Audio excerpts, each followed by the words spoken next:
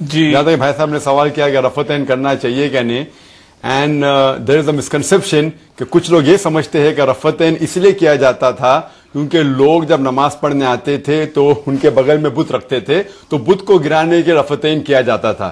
یہ کدھر بھی حدیث میں نہیں لکھا ہوا ہے، کوئی بھی صحیح حدیث میں لکھا ہوا ہے. اگر مان لو یہ بات صحیح بھی ہے کہ لوگ بت پکڑ کے لے کے آتے تھے تو اسی لیے رفعتین کرنا چاہیے، تو ہر فرقے کے لوگ جب نماز پڑھتے شروع میں جب اللہ اکبر کرتے ہیں تو ہاتھ تو کان تک اٹھاتے ہی ہے، تو جب ہاتھ کان تک اٹھاتے ہیں when they raise the hand تو بت آٹومیٹک گر جاتے، تو پھر سے رفعتین کرنے کی ضرورت ہی نہیں. تو یہ کہنا کہ people used to do رفعتین because they were idols in the armpit is totally wrong. It's not mentioned in the hadith. The reason why Muslims should do رفعتین, it is because mentioned in the Sahih hadith of Sahih Bukhari in volume number 1 in the book of Salah.